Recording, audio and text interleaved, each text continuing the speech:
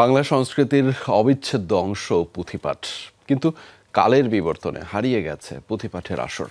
এবার বাংলা বর্ষবরণ উপলক্ষে রংপুরে সেই পুঁথিপাঠকে আনা হলো প্রকাশ্যে শহুরে বাতায়নে।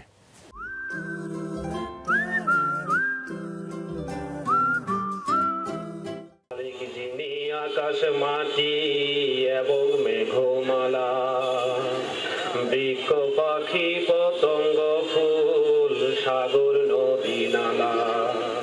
বাংলা বছরের ইতিহাসের বর্ণনা নিয়ে মঞ্চে যখন এই পুঁথিপাঠকারী, তখন তাকে ঘিরে কথা ও সুরে মুগ্ধ দর্শক। অল্প বয়সীদের চোখে মুখে বিস্ময়, বড়দের কণ্ঠে বাহবা।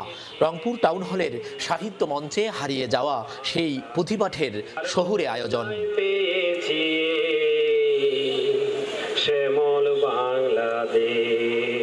পুঁথিপাঠে যেমন আছে ইতিহাসের বীরত্বগাথা উপস্থাপনা, তেমনি সমকালীন ইতিহাস ঘটনার সহজিয়া বর্ণনা। তাই তো পুঁথির মঞ্চ মুগ্ধ করল ২৪ জুলাই বিপ্লবে শহীদ আবু সাইদের পুলিশের সামনে বুক পেতে দেয়ার সাহসী ঘটনা।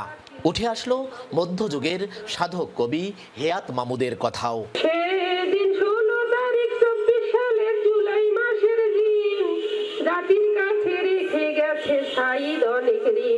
সাধু যদি তোর করবি সালাম, খুব ধীরায় ধীরে হেয়াত মাহমুদ রইছে শুয়ে এই উঠোনের তীরে। পুঁথির আসরে কখনো সোনাভান চরিত্র, কখনো বাউন্ডুলে কিশোর তরুণকে তুলে ধরে তাদের সুষ্ঠু পরিবেশে ফিরিয়ে আনার আহ্বান।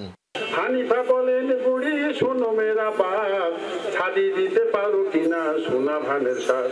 লুঙ্গির সাথে কেশ পরে সে নিচ্ছে বিশাল পার, ভোগ ঘুরে পোলা পার আসবে নগর লাট বন্ধু হে। আসরে উচ্ছ্বসিত শ্রোতারা জানালেন, এখনকার প্রজন্মের জন্য এসব আয়োজন খুবই জরুরি। রেডিওতে কিংবা গ্রামে গঞ্জে দেখা যাচ্ছে যে অনেক জায়গায় দল ধরে অনেকে পুঁথিপাঠ করতাম, আমরা সেগুলো শুনতাম। এটা আমাদের বাচ্চাদের আমাদের জানা উচিত যে পুঁথিপাঠ একটা ঐতিহ্য আমাদের।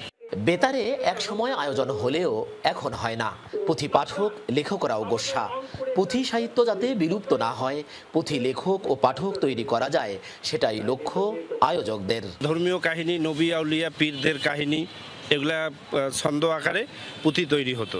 আমার ডাক পড়তো ওই যে একবার বা দুইবার বা তিনবার, সর্বোচ্চ একবার বা দুইবার। বিগত ৩ বছর থেকে একবারও ডাক পড়ে না। বাংলা সাহিত্যের মধ্যযুগের অন্যতম এই পুঁথি সাহিত্যটি এখন বিলুপ্তির পথে। সাহিত্য প্রকাশনা সম্পাদক তিনি প্রস্তাব করলেন যে হারিয়ে যাওয়া এই ঐতিহ্যটি আমরা আবার শুরু করি। ইতিহাস, ঐতিহ্য এবং বাংলা সাহিত্য বাঁচাতে পুঁথি লেখক, পাঠক ও আসর শহর, নগর, বন্দর, প্রান্তিকে ছড়িয়ে দেওয়ার দাবি সংশ্লিষ্টদের। বাঙালির সরকার, মাঝহারুল মান্নান, যমুনা নিউজ, রংপুর।